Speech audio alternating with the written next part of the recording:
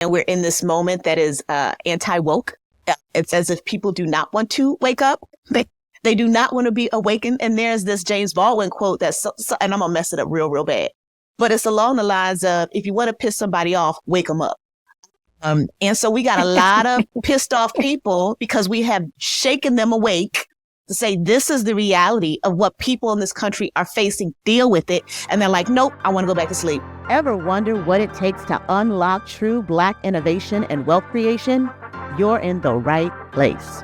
This is From Chains to Links, where the brightest Black minds, entrepreneurs, academics, creatives, and futurists reimagine what it means to build generational wealth in a thriving Black community.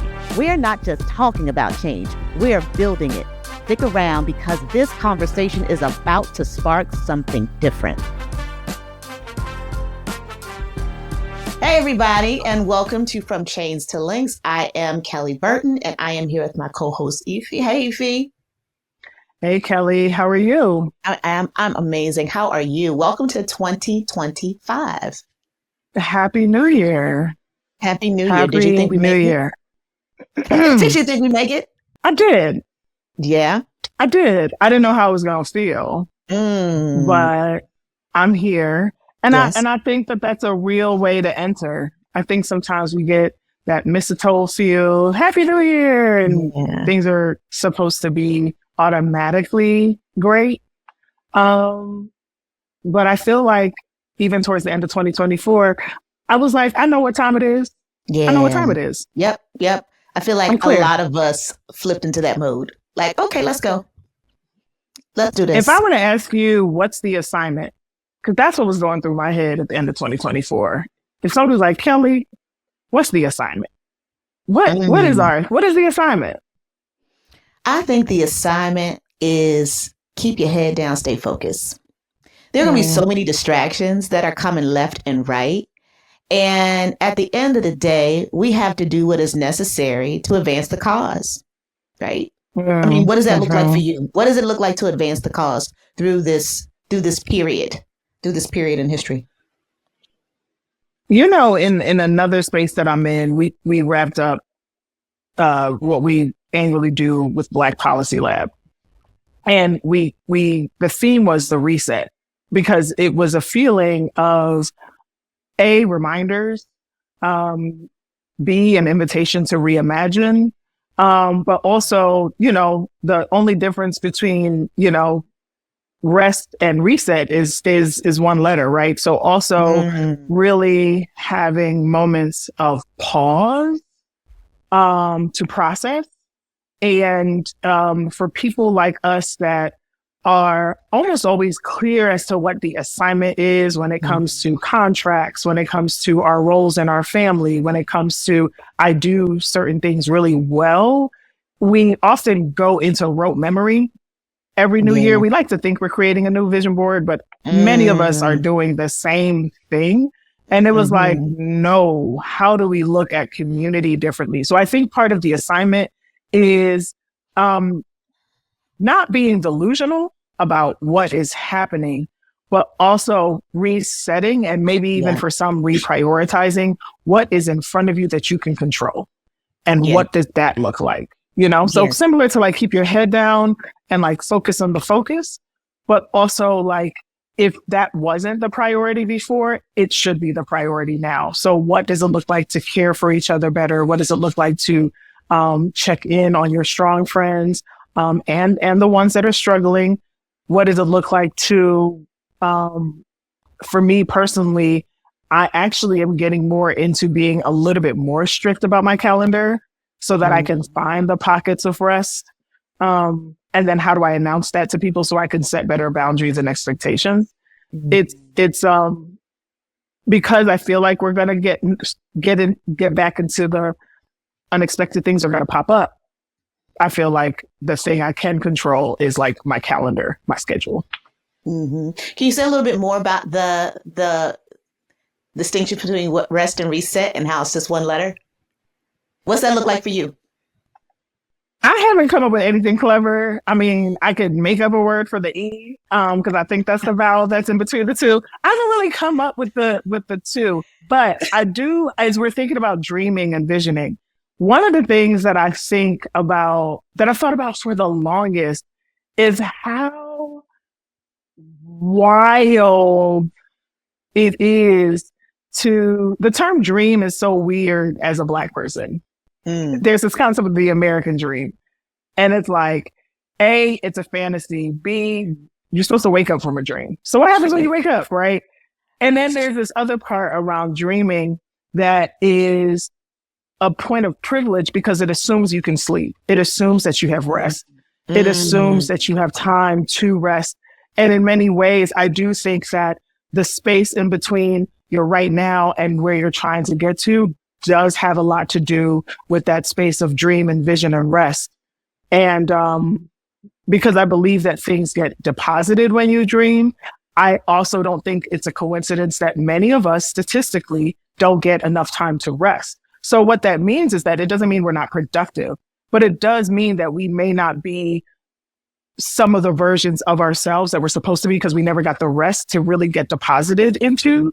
So I do think that if there was a leap between rest and reset at this moment, it feels like, how do you create more intentional points of rest so that the resetting can reveal more of like what your assignment either is at this time or the things that you have really never been able to do because you just didn't get rest because you just was busy in too many things.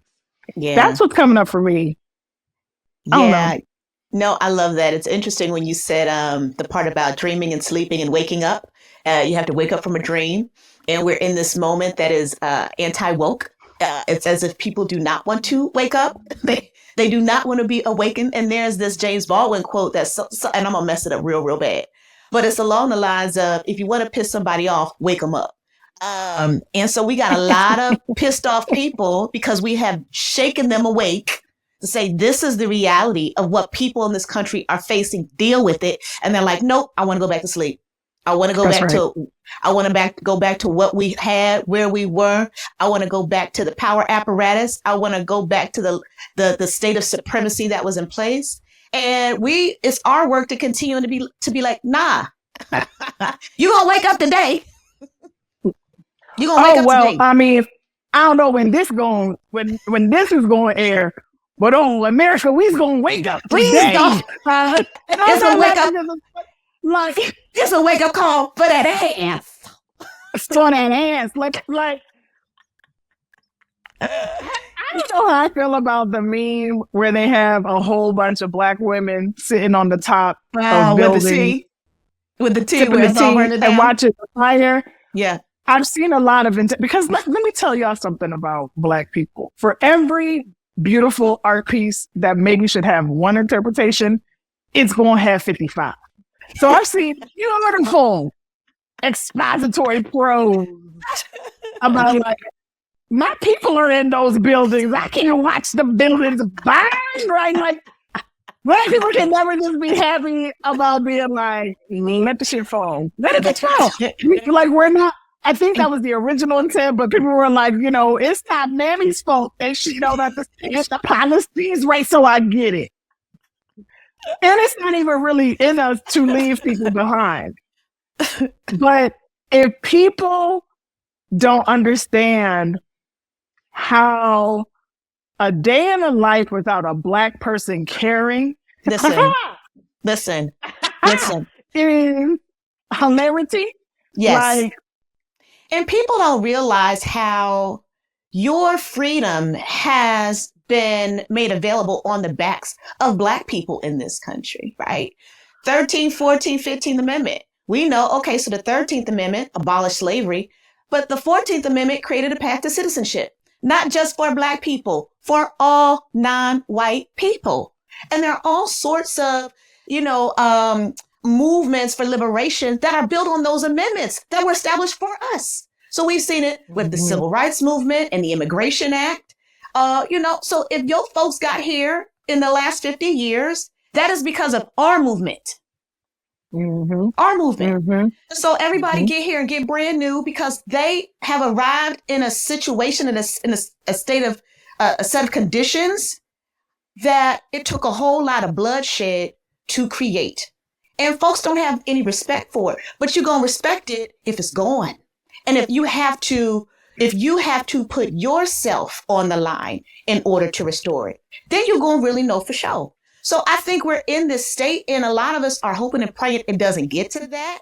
But at the end of the day, it's going to be what it's going to be. I go back to the episode with Bakari when he talked about how it's always been necessary for Black blood to flow in these streets in order for this democracy to advance. And it's time for other people to put some skin in the game who are not Black people, because we have over-indexed in the making of this democracy. We have had to earn our citizenship in ways it has just been handed to other folks. So people feel entitled to certain things that we have had to earn.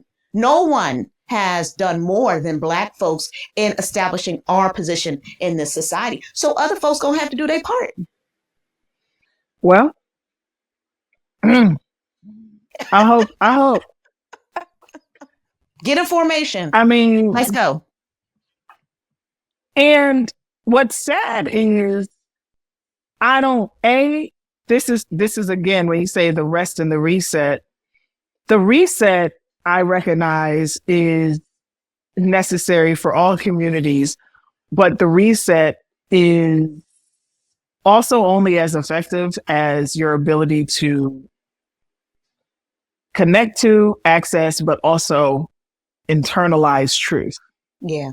So when you said people don't have respect for us, breaking it down, I don't care if you like me. I know that's tough for people to reflect on this MLK season. Yeah. No, folks, we don't give a fuck if you like us. We don't care. I know that's hard. I know people think Brown v. Board of Education was about, the Negro children want to play with the others.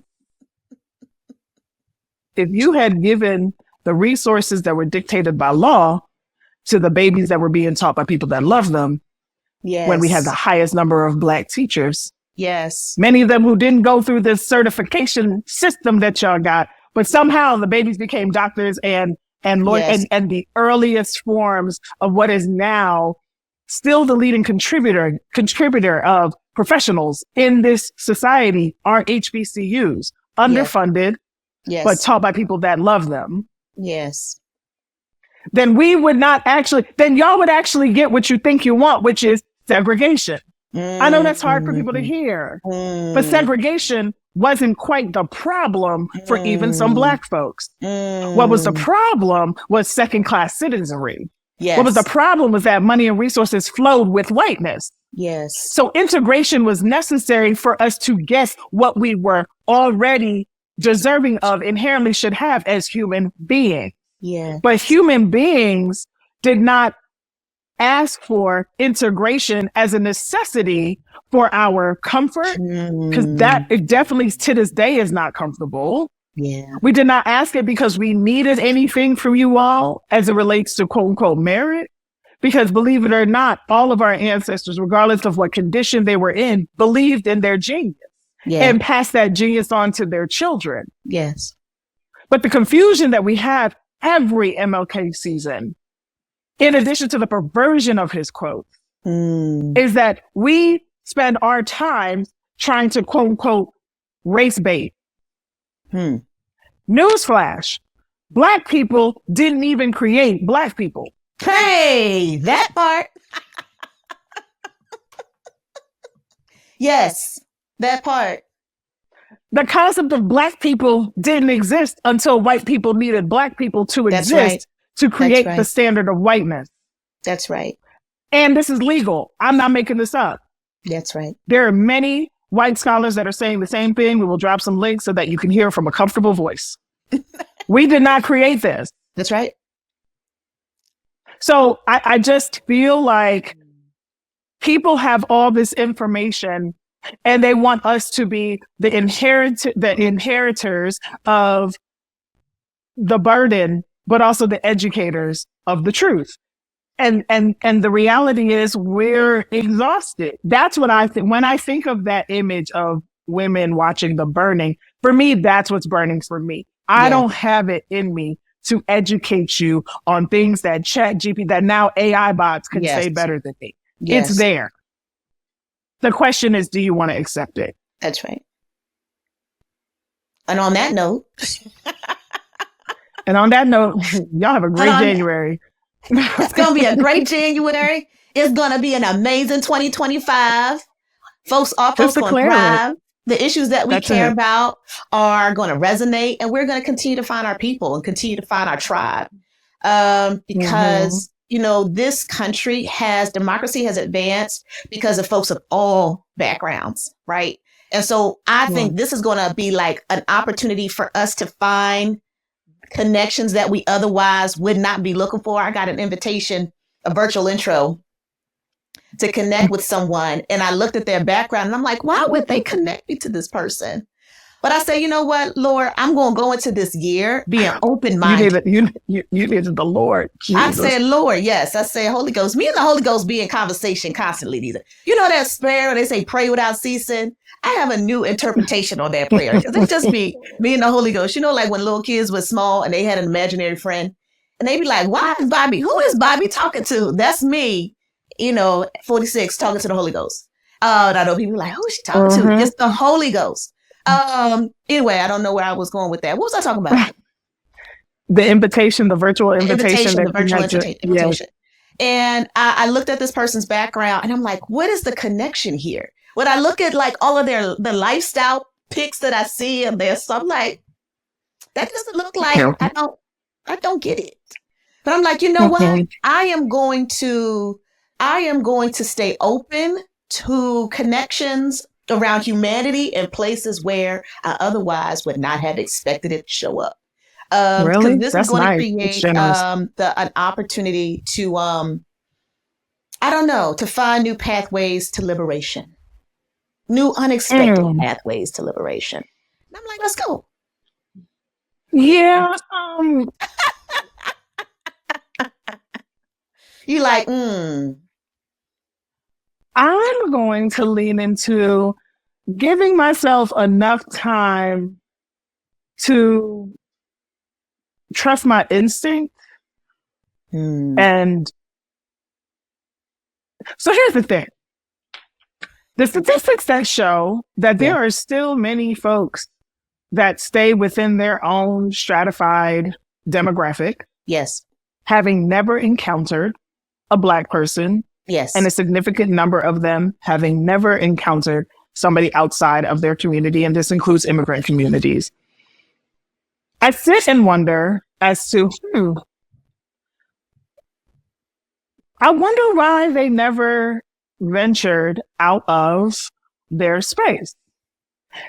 And the largest or the biggest glaring message that comes to my head is, because they get everything, they have everything they need. A, just being, and B, being in community. So I'm going to be in community. And listen, some of us are trifling in the community. As an equity expert, we are allowed to be trifling. True equity is met not when we are all in boardrooms. True equity is met when we can all be C+ and a B taken care of. Okay? That is true equity. Because I do my work to make sure that people that are fuck shit can still be fuck shit because it's your right. Yes.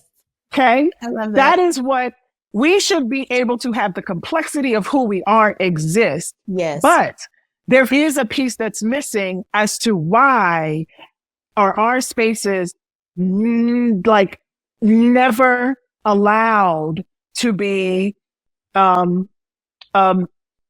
ourselves. There's this Jason Williams, I think that's his name, otherwise known as like the fine blue-eyed, green-eyed boy. Oh, yeah. See, I don't even have to say the show. So I ain't got to say the show. You're not promoting anybody else's show but Jason Williams. So he was at an event that I was at, some weird like CEO event. And, I love when people use their privilege. For all y'all pretty people, please use your pretty privilege for liberation. So rule number 1, it's time for you to use your titties. It's time for you to use your lashes. It's time for you to use your weaves. It's time for you to use your thighs for liberation. Because when I created this pretty boy better than they eyes, and he told them, I think the road to integration is segregation. Oh, them white ladies was like, whoa, child, tell us more. I'm in the back screaming with the Keisha's like, what? They said that very, very strongly. They melted into his little eyes. And he told them, don't you want me to be safe? Don't you want me to be in a space where my people, that I'm at my most healthiest first, and then we can come back to integration? And they was eating that little marshmallow up, and I was like, you better go. Yeah, that is what we need. We need titties for justice. We need Mandinga for all. Like, we need to, tap dance like Savion for liberation. Like, we need to use our shit for us, because the reality is, what is crazy about what Bukhari mentioned about the blood in the street, we also have to respect the past, but also recognize that at times, sometimes we jump in too quickly to try to fix shit that's not problems that we created. Yeah. Yeah. And it's because we know we have the answers, and we know that we have often been the ones that have been trusted at the height of conflict to fix things, right? But what America is not good at is, after they have killed our babies, after they have shut down our businesses, after they have foreclosed our homes, after a number of us have died during pandemics, they are not good at, once the rebound, the slight little rebound where 10,000 people die versus 50,000 people, or 2 kids make it to medical school instead of just 1. Once you get that, they get that little bit of progress, they're like, take it back. They get into uppity. Yep. We can't, don't say black no more. We're post-racial. Y'all are good. And that, to me, is like, cool, have that sentiment. But are we comfortable then going back to our communities and being like, it's just us. Let's rock it out. And I think sometimes we don't admit how much we are connected to white gaze, white audiences, white acceptance, white participation, and at times white investment, because we do suffer a bit in investment when we choose ourselves, but we don't sometimes talk about how we need to redefine value so that we're still seeing value in ourselves. So we may not be the biggest publication, but we may be the most supported publication, and more importantly, the healthiest publication, by being a little bit more resetting within our own community. And that doesn't mean that we hate other communities, but other communities do this on a day-to-day basis and nobody calls it out. Yeah. What is Dr. King thinking? What would be his takeaway? What would be his offering?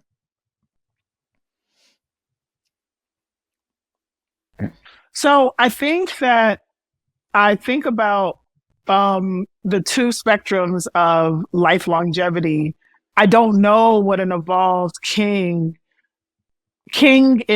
had he reached his Nelson Mandela years. I imagine that a lot as to like the route of a revolutionary.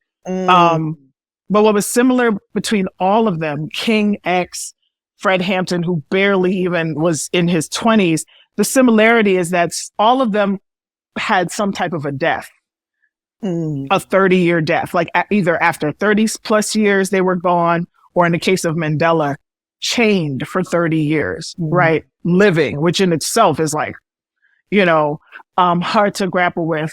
So I want to say that King would honestly not be famous in our today realm if he were still here, because we don't honor living revolutionaries unless they die a certain type of death. But I do think that in this modern digital, TikTok era, etc., I am curious as to whether current generations would be able to coexist with the complexities of someone who dared to build multicultural. My curiosity is whether or not King would have still subscribed to a multicultural way of building. Because I think, and as social scientists, when you continue to see the repetition of an attempt of a thing, and it's not becoming successful. Yes. He is a reverend, so he has to continue to have faith and hope for the things unseen. But I do think that there are some suggestions that before he transitioned, the pragmatism and the reality of, hell is going, America's going to hell in a handbasket. There was a shift in how he was looking at what we get to do right now on this earth. So I can't really answer that question. I do think that there's a part that feels like King would want his people to do exactly what you just said. Believe that you're going to live abundantly, believe in your people, believe that we actually can have a joyous year, fight the right fights, whether they're popular or not. That's what I believe would be happening. And I do think we need to think about what it means for us to fight outside of traditional political structures. Yes. And what it means for us to fight and build homes that may not necessarily result in a transactional gain. Yeah. No, I love that. What do you think? To this piece about a multicultural democracy, before the election, I would have believed there to be a more direct path. Difficult, though more direct. On the other side of the election, I'm not so sure. It's revealed complexities that I did not know existed. That will take a tremendous amount of unpacking and rebuilding and restoration of trust, establishment of trust. I had a couple of insights that came out of it, but maybe we'll tackle that on the next one. All right. Well, thanks everybody for joining us for another episode of From Chains to Links, the Right to Innovate innovation podcast. I'm curious what y'all think. Put it in the comments. We're excited about this conversation. We're going to continue it on social media, and we'll see you on the next episode of From Chains to Links. Thanks, everybody. Bye. Thank you. Thanks for riding with us on today's journey. If this episode hit home, don't keep it to yourself. Share it with a friend. Visit FromChainsToLinks.com for more content, and make sure to subscribe on our YouTube. Follow us on Instagram at @BuildWithBIA, and let's keep this movement growing. The road to true Black prosperity is built together, and we need you to do it.